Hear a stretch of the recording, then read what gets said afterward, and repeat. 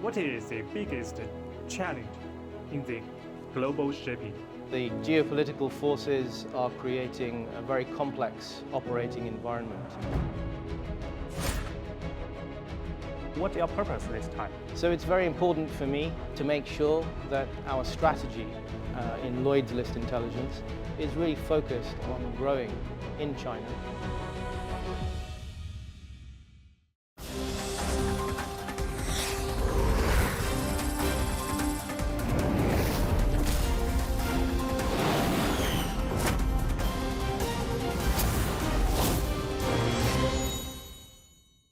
I'm so excited about your opinion, like the financial or the shipping industry, especially from your international perspective. Well, thank you very much for your time. I'm delighted to be here in Shanghai, one of the centers of the world for the maritime industry. 航运，人类最古老的产业之一，更是全球经济贸易的大动脉。尽管全球正面临着严峻的地缘局势动荡和供应链重构，但中国航运市场仍保持稳健增长，展现出强劲韧性与高质量发展态势。新年伊始，全球航运主要参与机构纷纷来华，拓展业务合作。I know you have been to China several times before, but this time you are the first trip come to here. So what's your purpose this time? Asia Pacific market has become the center for shipping globally.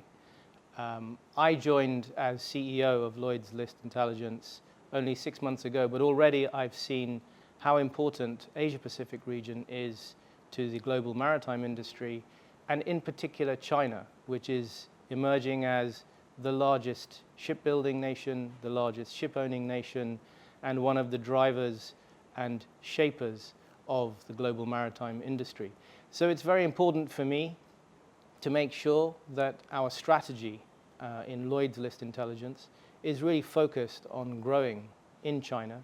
So I'm very excited to be here and to support our team. Yes, as you say, the shipping is important for you, and also it's important for China. What's the Lloyd's plan to make the China's market next? We're working very closely with many Chinese companies, and we have a team here in Shanghai. Shanghai is the largest container port in the world, with over 55 million TEU per annum coming through the Shanghai port. Shanghai is one of the centers for one of the fastest growing centers for shipping finance, insurance, and of course the home for some of the largest players in the shipping industry. It's the headquarters for COSCO, the largest ship owner in the world. It's the headquarters for CSSC. So it's important for us to really focus on the Chinese market by having a presence here in Shanghai.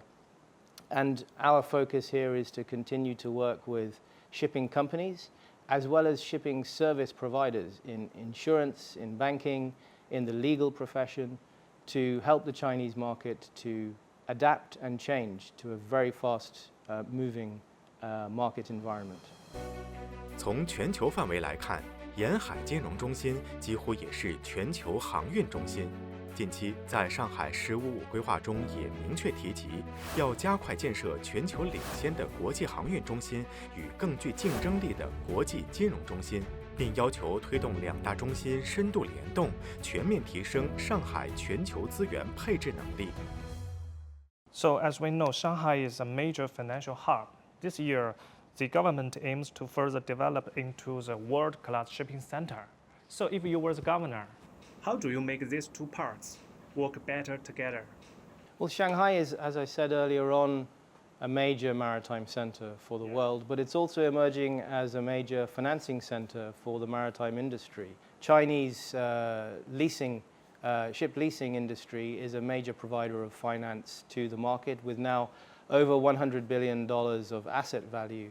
The importance of bringing together financing and shipping is increasing. And last year we saw the Bank of China and PICC come together and develop a work plan for how they can focus more on the synergy between finance and shipping. and they've come up with a plan that includes 29 specific points to support not only the shipping industry but also the shipping service industry, including finance and insurance. Political and the financial, all the supply chain is getting more and more complex. What is the biggest challenge in the global shipping? There are many challenges in the global shipping market right now. The geopolitical forces are creating a very complex operating environment.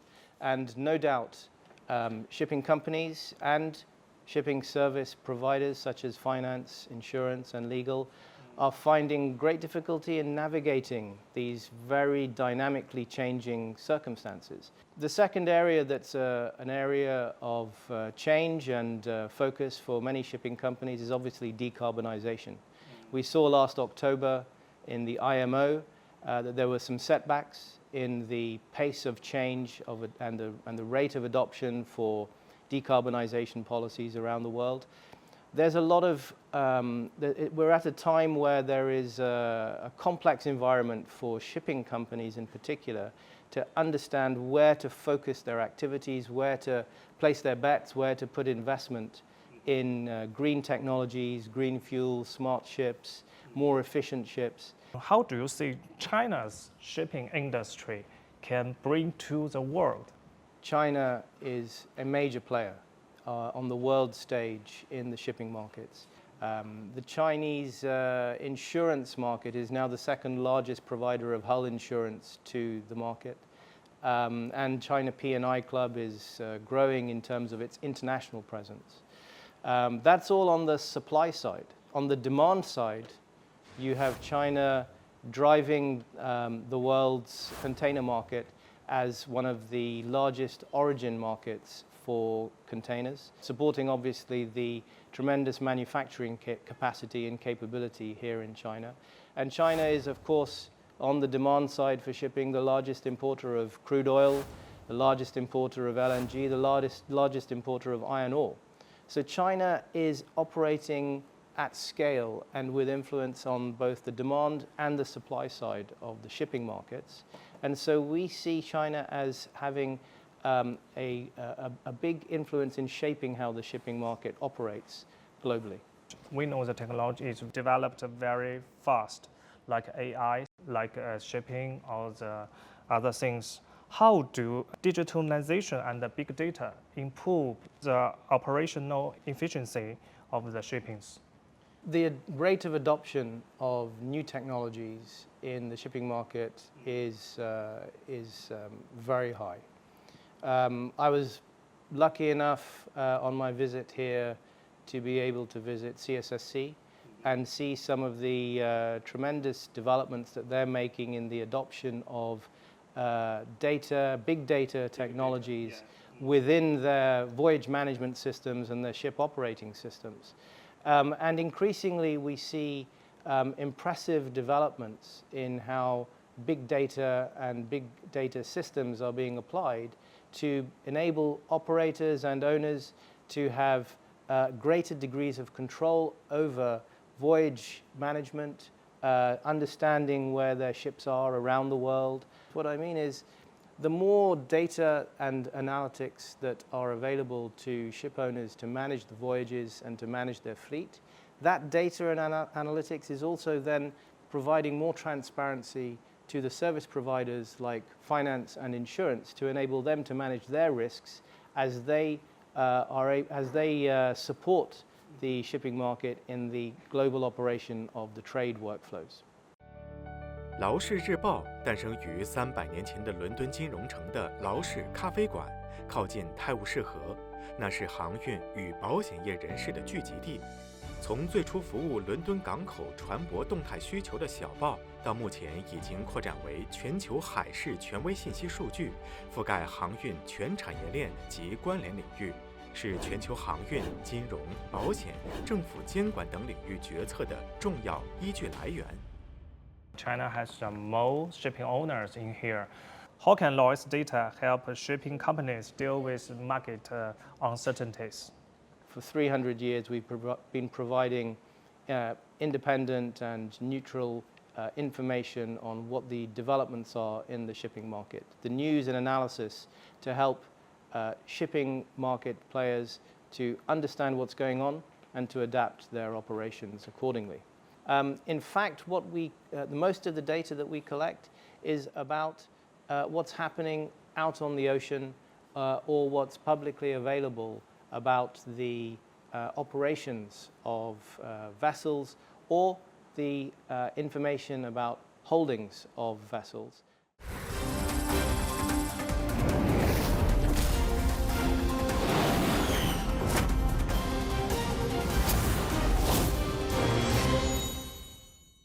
How do you see the shipping industry in China influence the global maritime industry? You know, Lloyd's list annually publishes the top 100 list of people who have influence, in our opinion, within the shipping market. And in the 2025 list, more than 10 people in that list came from China, with COSCO and China Merchants Group leading the way. We see the Chinese shipping industry as continuing to have a large role to play on the global stage.